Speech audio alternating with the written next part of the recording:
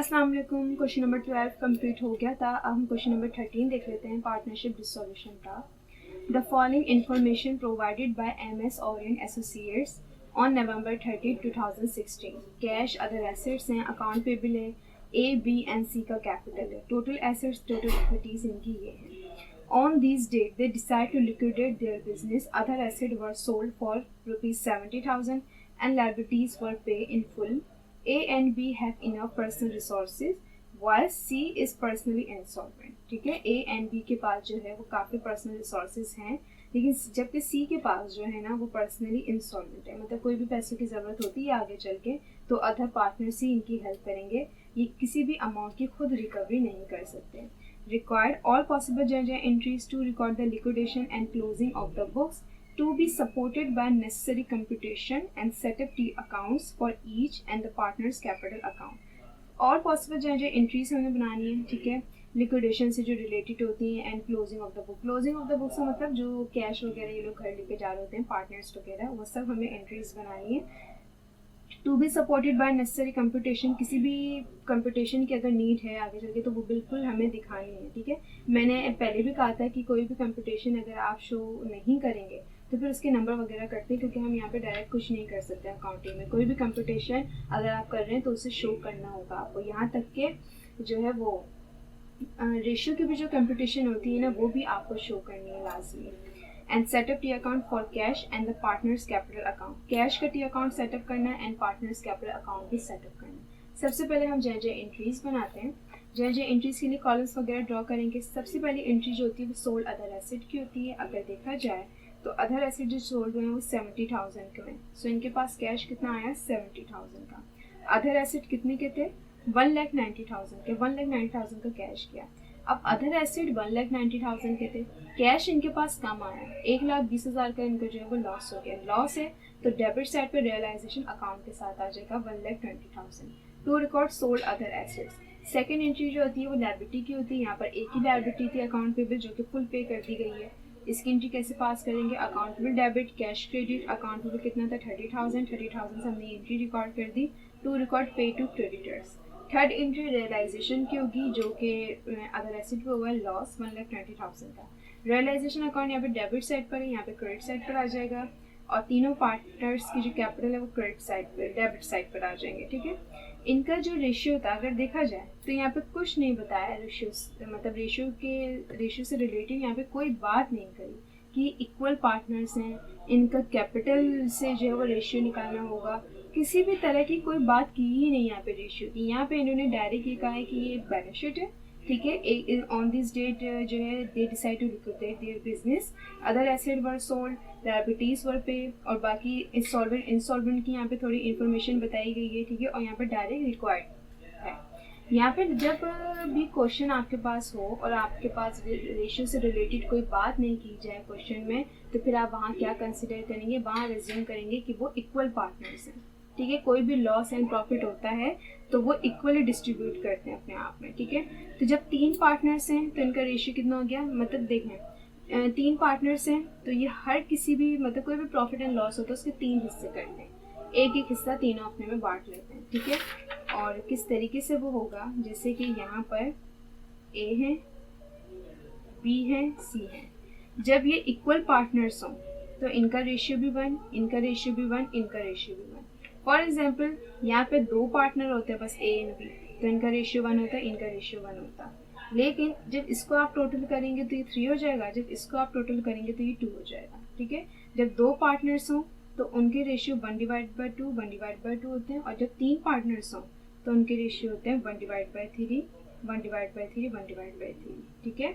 Equal partners की जो ratio होते हैं, अगर 3 पार्टनर्स हैं तो 1/3 होगा, अगर 2 पार्टनर हैं तो 1/2 होगा।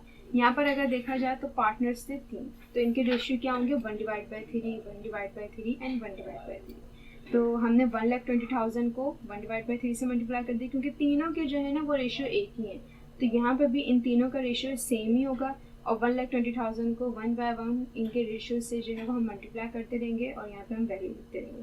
तो तीनों की वैल्यू का देखा जाए तो 40,000 आएगी, ठीक है, क्योंकि अगर 1,20,000 के आप 3 हिस्से करेंगे तो 40,000 आएगा, जो कि तीनों आपस में ले लेंगे। 40,000 इसने लिए, 40,000 बी ने लिए एंड 40,000 सी ने लिए, ठीक है।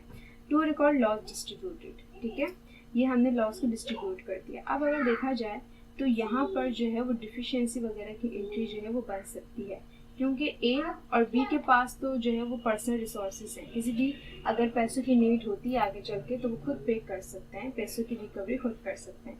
लेकिन सी का जब इन्होंने कहा हुआ है तो इसका मतलब है कि सी को पैसों की ज़रूरत होगी। तो अगर देखा जाए तो सी का जो क्या लॉस था वो 40,000 का है, लेकिन सी का यहाँ पे कैपिटल 36,000 का है।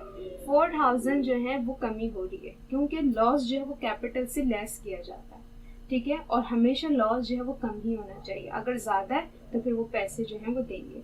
तो यहाँ पे 36,000 का इनका कैपिटल था, लेकिन जो है वो इनका लॉस कितने का हो गया, सी का 40,000। अब 4,000 जो है वो सी को पे करना है। कह दिया है कि सी इंसॉल्वेंट है। अब भाई कैसे पे करेंगे, 4,000 की रिकवरी किस तरीके से होगी, तो फिर अदर पार्टनर्स जो हैं वो सॉल्वेंट हैं, उनके पास काफ़ी रिसोर्सेज हैं, तो वो इनकी मदद करेंगे। तो जब भी अदर पार्टनर मदद करते हैं, डिफिशियंसी करते हैं, तो उसकी एंट्री कैसे होती है, जिसको भी ज़रूरत होती है उसका कैपिटल क्रेडिट साइड पे जाता है, और जो अदर पार्टनर्स इनको दे रहे होते हैं उनके डेबिट साइड पर अकाउंट आ जाता है। तो ए एंड बी जो है वो सी को अमाउंट देंगे, सी का कैपिटल बढ़ाएंगे कितने से, 4,000 से। कि 36,000 का इनका कैपिटल था, 40,000 इनको लॉस हो गया, 4,000 की इनको नीड है। अब ये 4,000 जो है वही दो पार्टनर्स देंगे। अब सी को हटा दें।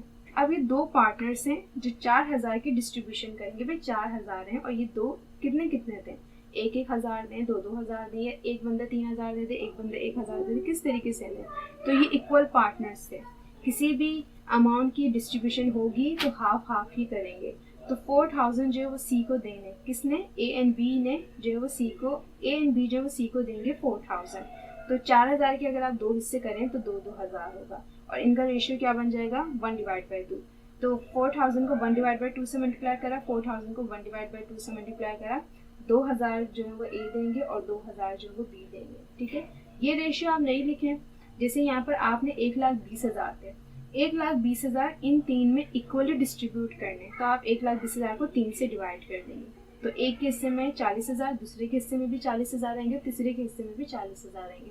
अब ये 4,000 है, ये 4,000 ये दो पार्टनर सी को दे रहे हैं और आधे आधे देंगे, तो इस 4,000 को 2 से डिवाइड कर दें, तो पता चल जाएगा कि अगर दो बंदे 4,000 देंगे और वो इक्वली देंगे तो कितने देंगे, तो ये 2,000 जो वो दोनों दे देंगे, ठीक है।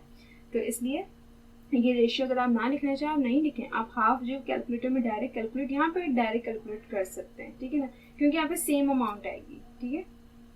तो टू रिकॉर्ड डिफिशियंसी सी, आपने नरेशन पास कर दी कि सी को 4,000 की ज़रूरत थी, ए एंड बी ने हाफ हाफ दे दी, 2,000 ए ने दिए, 2,000 बी ने दिए, ये एंट्री हमने पास कर दी।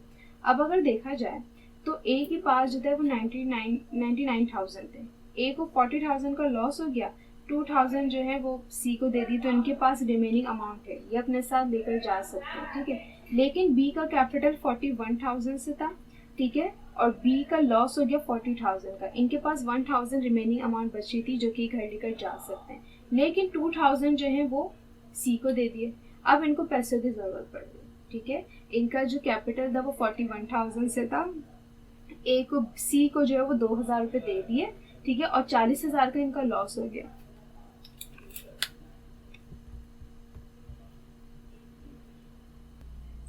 जैसे कि 41,000 जो है वो बी का कैपिटल था, ठीक है, लॉस इनका था 40,000 का। अब इनके पास बचे 1,000 में से 2,000 जो है वो सी को दे दिए। अब इनके पास 1,000 की कमी होगी, मतलब अब बी को जो है वो 1,000 रुपये जो है वो देने हैं, बी के पास कोई रिमेनिंग अमाउंट नहीं बच रही, बल्कि 1,000 रुपये और इन्हें जो है वो देने हैं, ठीक है। तो ये अब जो है वो इनकी डिफिशियंसी की एंट्री बनेगी। तो इनकी डिफिशियंसी की एंट्री किस तरीके से बनेगी, ये खुद ये 1,000 जो है वो खुद पे करेंगे, क्योंकि पर्सनल रिसोर्सेज हैं इनके पास, ठीक है। कभी ऐसा हो सकता है कि दो पार्टनर्स की एक साथ डिफिशियंसी हो, ठीक है। जैसे कि सबसे पहले हमने देखा यहाँ पे लॉस डिस्ट्रीब्यूट किया, लॉस जब हमने डिस्ट्रीब्यूट किया जब सिर्फ सी को कमी थी पैसों की, तो सी के पास जो है वो पर्सनल रिसोर्सेज नहीं थे, ए एंड बी ने इनकी कमी को पूरा कर दिया, जो कि 2,000 जो है वो पे कर दिए। अब जब पे कर दिए, अब जाके बी को 1000 की ज़रूरत हो गई, ठीक है, क्योंकि बी का कैपिटल जो था वो बी को ज़रूरत होगी, बी का कैपिटल जो था वो 41,000 से था, 40,000 का इनको लॉस हो गया, 2,000 रुपये सी को दे दिए, अब 1,000 रुपये की इनको कमी हो गई। अब ये 1,000 रुपये जो है वो सी तो चले गए, ठीक है, सी तो चले गए, अब बचे ए एंड बी। अब बी को कमी हो रही है तो बी को ए देंगे, नहीं भाई, बी पर्सनली सॉल्वेंट है, ठीक है, इनफ पर्सनल रिसोर्सेज, इनके पास काफ़ी रिसोर्सेज हैं, कोई भी अमाउंट की रिकवरी खुद कर सकते हैं। तो क्या जब पार्टनर्स खुद रिकवरी कर रहे होते हैं तो उसकी एंट्री होती है कैश डेबिट, और जो भी कैपिटल जो रिकवरी कर रहा होता है उसका कैपिटल का नाम आता है। तो यहाँ पे जो है बी रिकवरी कर रहे हैं कैश की, तो 20 कैपिटल आ जाएगा, और यहाँ पे ये लिखा कि 41,000 इनका कैपिटल था, 40,000 का लॉस दे दिया, 2,000 सी को दे दिए, 1,000 की कमी हो रही है जो इन्होंने खुद रिकवर कर दी, 1,000 यहाँ पे हमने शो कर दिए। टू रिकॉर्ड डिफिशियंसी बी, ठीक है, यहाँ पे 2 पार्टनर्स थे और यहाँ पे मतलब यहाँ पे 3 पार्टनर्स थे, 2 पार्टनर्स की डिफिशियंसी की एंट्री है। अभी तक हम जितने भी क्वेश्चंस करते हैं वहाँ पे सिर्फ एक ही पार्टनर को जो है वो पैसे की ज़रूरत होती है, और या तो वो खुद रिकवरी कर देते हैं अमाउंट की, या तो अदर पार्टनर्स करते हैं। लेकिन यहाँ पे 2 पार्टनर्स की जो है वो नीड थी पैसों की आगे चल के, तो एक के पास जो है वो पर्सनली रिसोर्सेज नहीं थे, इसलिए अदर पार्टनर्स ने उनकी मदद की, और एक जो थे उनके पास पर्सनल रिसोर्सेज थे तो उन्होंने पैसों की रिकवरी खुद करी, ठीक है। अब जो डिसोल्यूशन की एंट्री बनेगी वो सिर्फ एक ही बनेगी, ठीक है, तो कैश क्रेडिट ए का कैपिटल डेबिट साइड पर आ जाएगा, और लिखेंगे कि 99,000 का इनका कैपिटल था, 40,000 का हमने लॉस माइनस कर दिया, 2,000 इन्होंने सी को दे दिया, अब इनके पास रिमेनिंग अमाउंट बची 57,000 की, जो कि घर लेकर चले जाएंगे, और टू रिकॉर्ड डिसोल्यूशन हमने ये नरेशन पास करनी है, ठीक है। सो क्वेश्चन नंबर 13 कंप्लीट हो गया है। ये थोड़ा डिफरेंट था, कभी भी हमारे पास अभी तक जो हमारे पास क्वेश्चन आए हैं पार्टनरशिप डिसोल्यूशन के, उसमें एक ही पार्टनर की डिफिशियंसी के एंट्री हम बनाते हैं, 2 पार्टनर्स को आगे चल के ज़रूरत हो रही है, ऐसा तो अभी तक कोई क्वेश्चन नहीं आता। ये क्वेश्चन नंबर 13 हमारे पास फर्स्ट क्वेश्चन था, ठीक है। तो जब 2 पार्टनर्स को मतलब अमाउंट की नीड हो, डिफिशियंसी की उनकी एंट्री बनाई जाए तो इस तरीके से बनेगी, ठीक है।